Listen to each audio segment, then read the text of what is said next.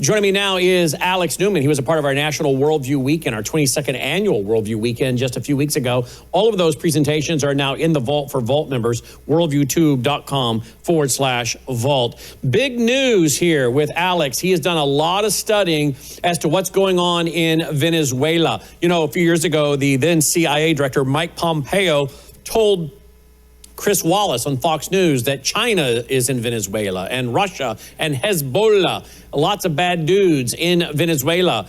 One of the leaders, I think it was of Southcom, warned that China is in our backyard because of, well, like Argentina, Venezuela. What is going on in Venezuela? You know, we go back, I think, 2008, 2009 in our vault. You'll see me warning about missiles in northern Venezuela, Caracas, about 1,264 miles as the crow flies from northern Venezuela, Caracas to Miami. And I was warning back in 2008, 2009, 2010, somewhere in there in the vault, you'll find it. I'm talking about it over and over, that if we don't pay attention to Venezuela, we might end up seeing them as another Cuban Missile Crisis. We know planes have been flown in repeatedly from Iran over the years into northern Caracas, or northern Venezuela near Caracas. What is going on? What are they doing? What does Alex Newman know about this? Someone that spent a lot of time being raised in South America. He joins us tonight. Alex, welcome back to the broadcast. Thanks for being with us. Great to be here. Thank you very much for having me, Brandon. All right. Well, I'm just going to let you jump off of all the questions I just asked.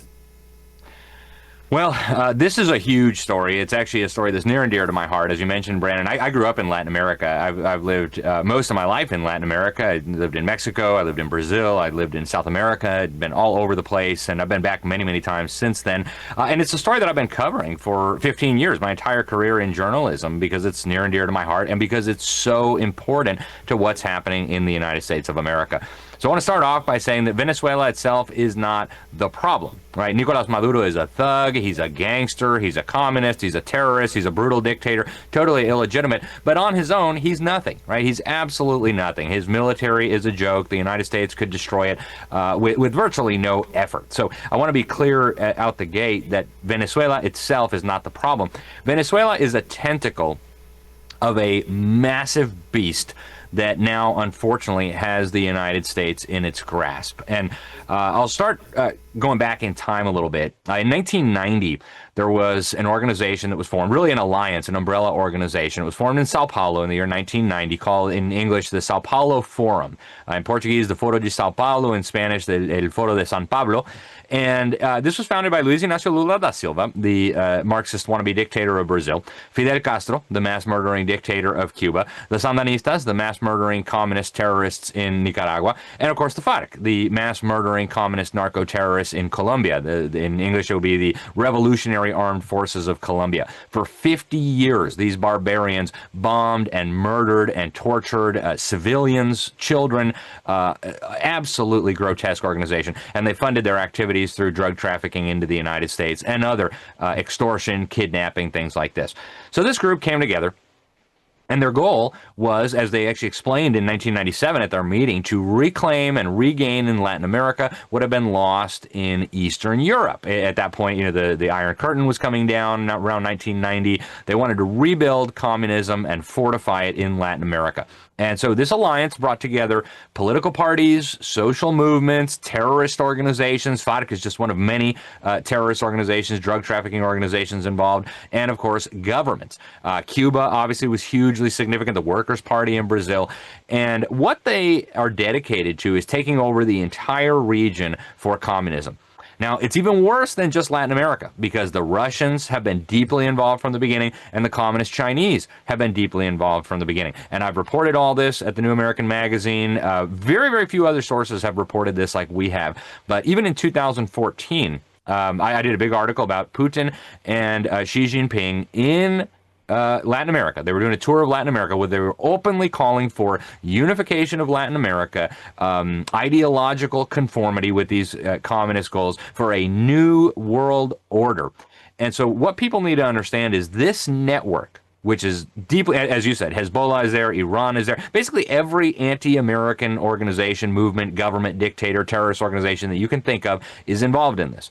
And they are working not just to enslave all of Latin America, but the big prize, of course, is to bring down the United States of America.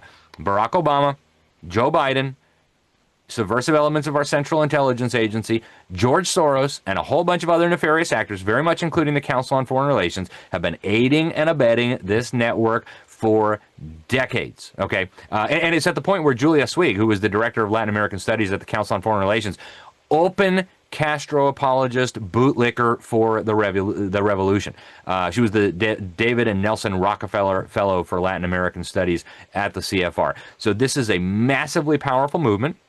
After Obama and Biden were able to open up the borders, they flooded this country with their intelligence agents, with their terrorists, with their military operatives, with their special forces. They are positioned all over the country. And by the way, it's almost impossible to determine where the governments end and the drug cartels begin. And Venezuela is a perfect example of this. El Cartel de los Soles, one of the most powerful, wealthy cartels in the world, is essentially the Venezuelan government, right? They fly their drugs in on Venezuelan government planes, military planes. The intelligence agencies are all involved.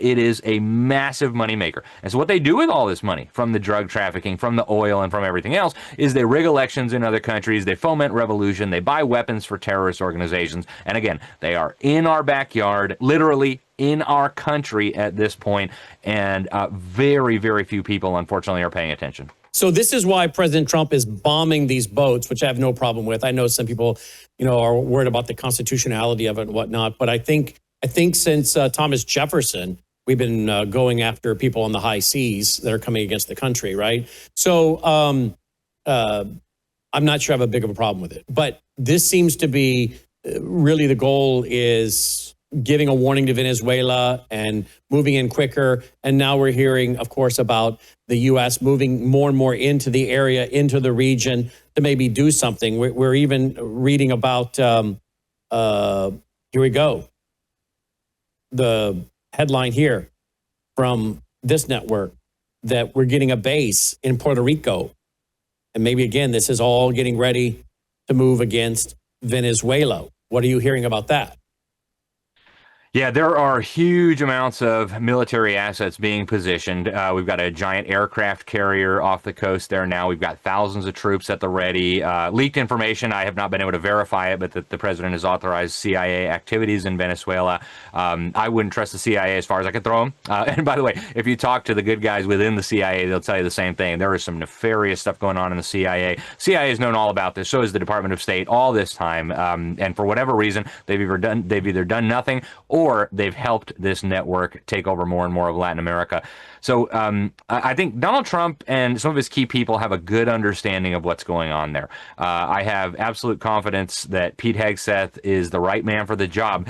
I will say off the gate, I am not a guy who likes war. In fact, if anybody who knows me or has followed my work for the last 15 years know I'm about as anti-war as they come. And I don't want war here. I don't think war is the solution. However, they have already declared war on us. That's the thing that we're not understanding here. They are in a war against us with the Communist Chinese and the Russians and the communist networks in Latin America. They are already waging war on us. So I would like to find a peaceable solution to this where Donald Trump makes it clear to them that these kinds of activities are not going to be tolerated. These things are going to be dismantled immediately or there are going to be consequences. I do think Congress needs to get involved. I like President Trump. I agree with a lot of what he has done. But I think our Constitution is very clear. War requires a declaration of war. We need our lawmakers, our elected representatives, to have a sense of what's going on and to have an opportunity to weigh in here. I do not want war, to be clear. However, if it comes to it, it would be very wise for the administration to be prepared. And right now, when you look at what's happening with Russia, when you look at what's happening with China, when you look at the role of Venezuela in all of this, I'm afraid that we may be marching inexorably to war. And the Trump administration needs to take steps, prudent steps and precautions to make sure that we are prepared for whatever these evildoers, whatever these networks may be preparing for us. Remember several years ago, we were reading articles about terrorists here in the U.S., domestic terrorists here in the U.S., going to Venezuela for training on Molotov cocktails and shooting and all kinds of stuff. I think there was even a big article in the Daily Mail UK about this that we reported on. I want to say around, the 2009-10 era. Do you remember that? Brandon, they don't even hide this anymore. The leaders of the burn, loot, and murder, the Black Lives Matter movement, were down in Venezuela. They put pictures of themselves hugging the mass murdering dictator Nicolas Maduro and posting on X that, oh, it's so great to be in a country with intelligent political discourse, like the kind where we torture and arrest our political opponents.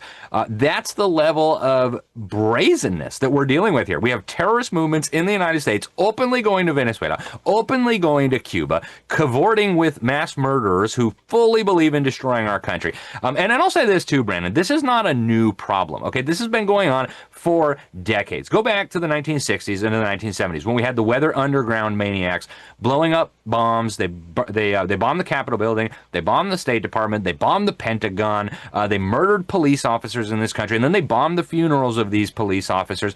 They were working very closely, by the way, with the DGI, with Communist Cuban Intelligence, which is essentially a proxy for the Soviet Union, which, by the way, the same people running the Soviet Union are still running Russia today. Don't believe the propaganda about Putin being some kind of Christian, whatever. It's nonsense. It's the same people that were running the KGB. Now, the same agenda is still at work today. Now, there's different people, right? Weather Underground was founded by Bill Ayers.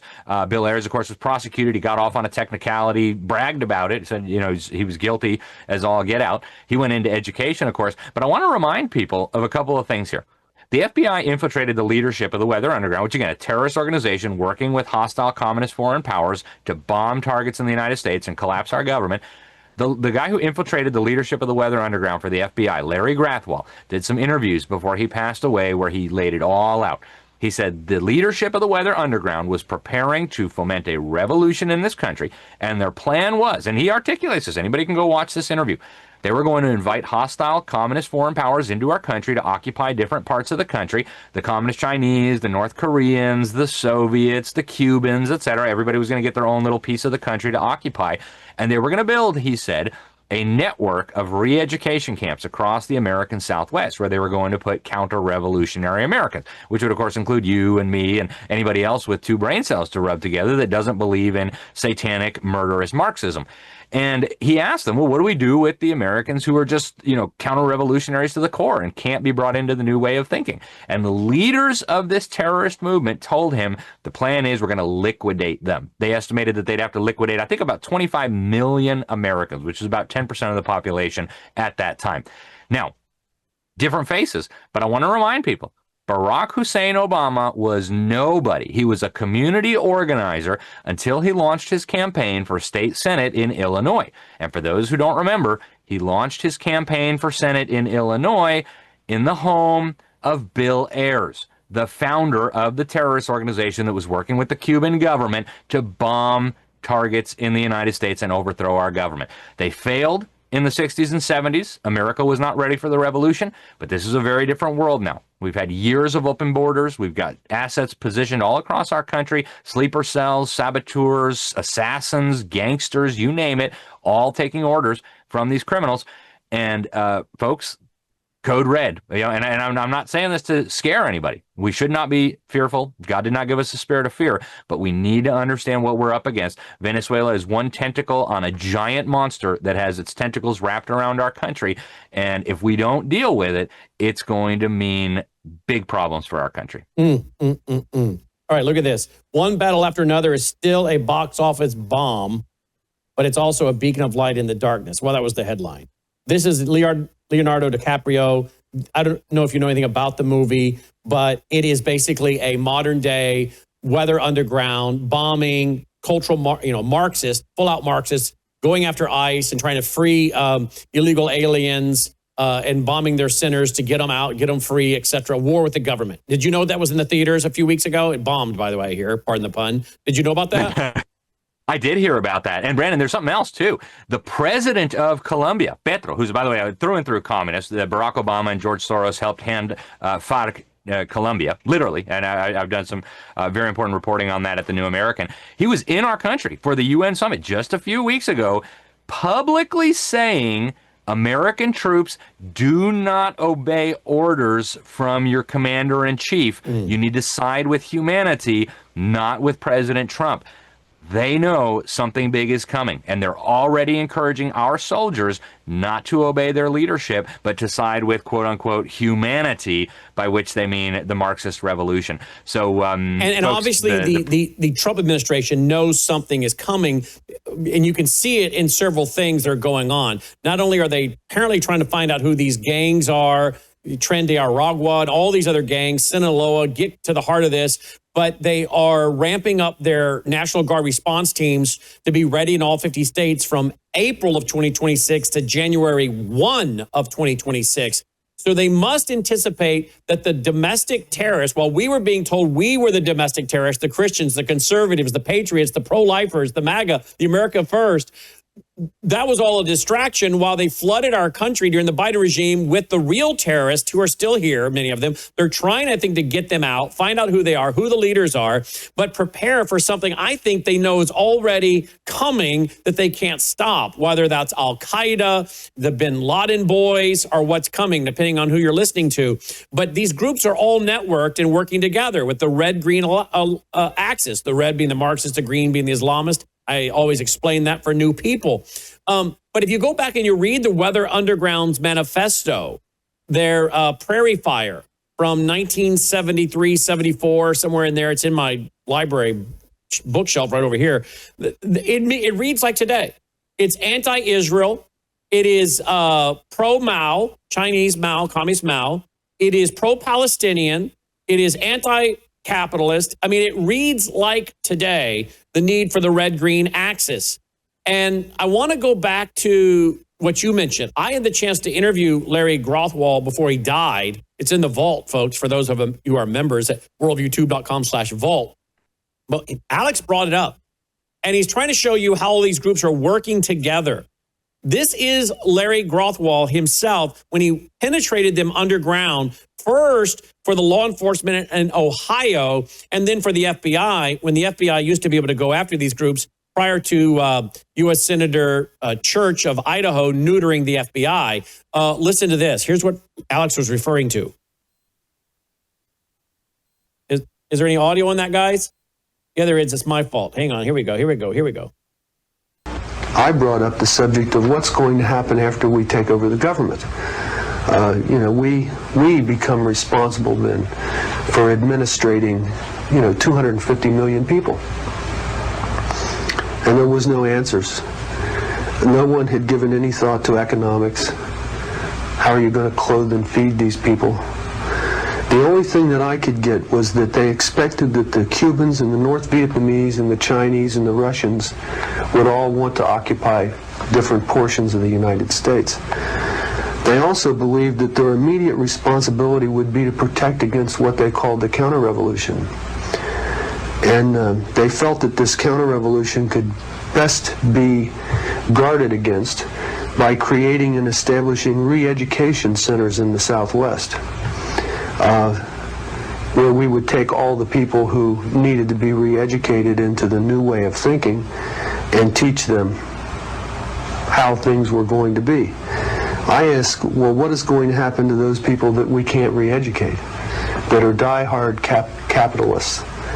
And the reply was that they'd have to be eliminated.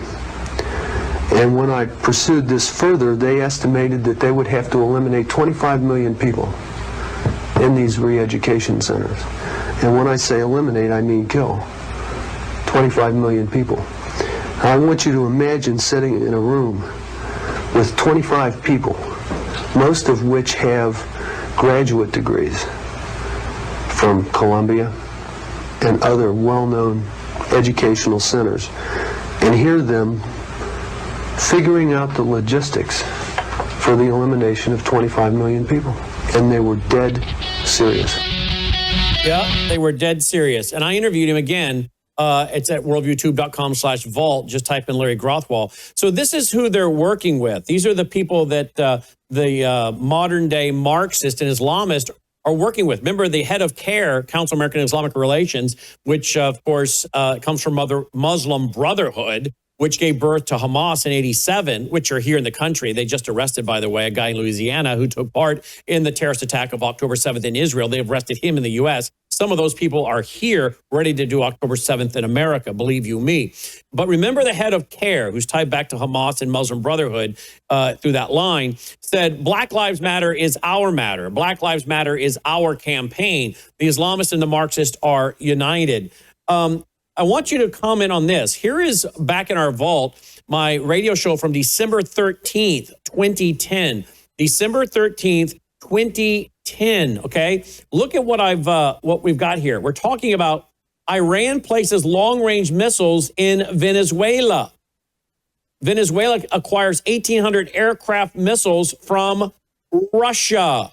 Okay. That was in 2010. Here's another one. This is from an article on our website in 2013. And what's very interesting, I'll do the old Control F. There it is, Venezuela. Admiral Lyons. Admiral Lyons was a highly decorated, you knew him, didn't you? Admiral Lyons. I did, yes. Tell our audience how credible he is before I tell you what he said. Incredible military leader, one of the greatest men of the modern era in terms of understanding what was really going on. Yeah, well, here's what he said from 2013 when he was asked about Venezuela. He said that Venezuela, let me do the old Control F on Venezuela again and grab it, Venezuela. He was warning that they're in our backyard. He said, here's what he said. We have Iranian operational missile bases today in Venezuela, fully operational. They've been able to accomplish what the Soviet Union tried to do in Cuba in '62. We have cities in the United States today which are under the threat of those missiles that are in Venezuela. It needs to be addressed. In fact, they should be forced out of there post haste. Either take them out or we'll take them out. I don't see that happening. Now, again, this was by Admiral Ace Lyons. This was on our website back in 2013. You want to comment on these two things?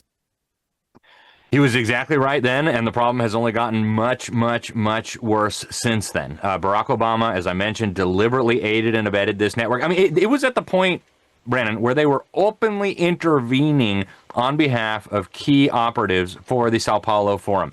If you look, for example, in Central America, when one of their FSP members was being ousted because he was a criminal, the Obama administration openly intervened and said, you must restore him to power. Manuel Zelaya in Honduras. We saw Barack Obama openly praising and promoting Luiz Inácio Lula da Silva in Brazil as the most popular leader in the world. This is a guy who was convicted for his role in Operation Lava Jato, which was the operation that uncovered the crime spree. They were basically looting public coffers and using that money, not just to build themselves nice houses and things like that, but to get communists and socialists and revolutionaries elected in other countries. So Obama aided and abetted this. The problem is much worse today than it was in 2013. And unfortunately, we are in a worse situation today when it comes to being able to deal with it because we have been economically weakened, we've been militarily weakened, and I don't think you can understand any of this without understanding what Soviet defectors started warning us about in the 1980s, about the long-range disinformation plan, that they were going to have a phony collapse of the Soviet Union, that by the time this was all over, by the time they had weakened America enough, they were going to bring about what this whistleblower Anatoly Golitsyn described as a second October revolution, where the communists in Moscow, the communists in Beijing, and their communist allies around the world, cooperating closely, of course, with the Islamists and Iran and others, were going to try to basically bring the entire world under the control of this international network. And the one piece of the puzzle that people are missing, you know, when we talk about the red-green axis, I add to that the blue element of it, which is the globalists. They're all working together. George Soros has been a key enabler of all this. Barack Obama, Joe Biden, all these people have been key enablers of this. So you've got the globalists, the Islamists, and the communists marching in lockstep against the last bastion of liberty and Christian civilization, and that's what's left of the United States of America.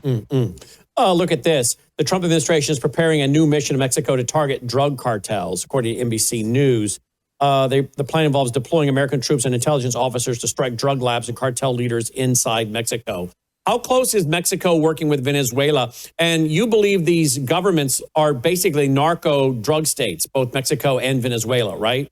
There's no question about it, Brandon. Everybody knows this. And I want to be clear here. There's a little caveat. Not every government official who works with these cartels is necessarily willingly doing it. You know, in Mexico, and again, I spent 7 years in Mexico. I lived more time in Mexico than any other place in the world. I've gone back many times since. I have a lot of friends and contacts down there still. They have a saying down there. It's called plomo o plata.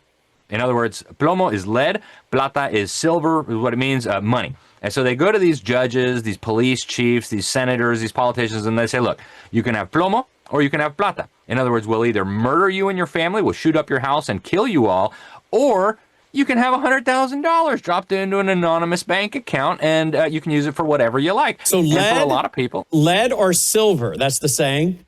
That's right, plomo o plata, lead or silver, lead or money. The lead being the lead bullet. So you can take the bullet or you can take the money.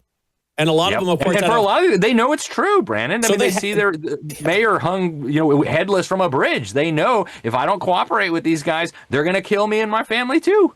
Well, how many of them did we just see one elected and his head ended up chopped off on the top of his own car?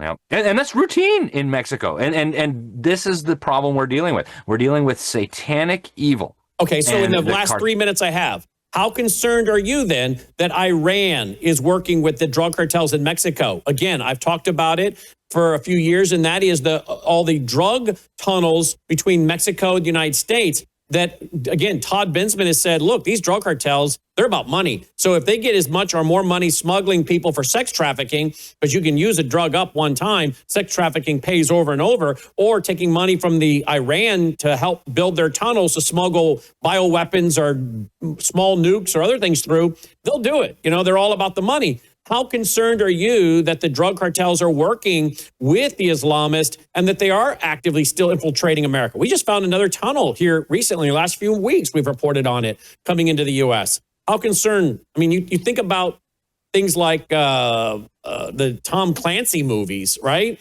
And you're thinking Clancy was writing a lot of this stuff based on reality, not just fiction. Yep. And I'm extremely concerned, Brandon, and anybody who understands what's going on is extremely concerned. And the reality is this is about more than just money. The money is the means to an end. Yes, the cartel doofuses get to have nice houses and fancy cars and gold-plated AK-47s, but the real reason that they're after this money, through the drug trafficking, through the human trafficking, through the oil, through the money that they're looting from state-owned enterprises across Latin America, is not so that they can live in big mansions. It's so that they can enslave humanity under this system and bring down the United States of America. We need to stop thinking of the cartels as just criminal organizations. They are criminal organizations that are tentacles on a much bigger beast with the objective not of making money. Right? It's not just about making money. It's about funding the revolution that they hope will eventually bring down our country. And some of the globalists are using them as the junkyard dogs to destabilize the Western societies, right? Oh, yeah. And they use them for assassinations. You have a problematic person. You have a cartel hitman go take them out. It was a drug dispute. Nobody even understands that this was a political hit because somebody was standing in the way. Attempted carjacking, right? Yep. It's so routine, and it happens now all over the world. Criminals do the dirty work for the establishment. So how happy are you with the Trump administration? I mean, there's some areas where I'm a little concerned, but overall, I'm pretty happy, particularly considering what would have been the alternative, right? So how happy are you with the Trump administration?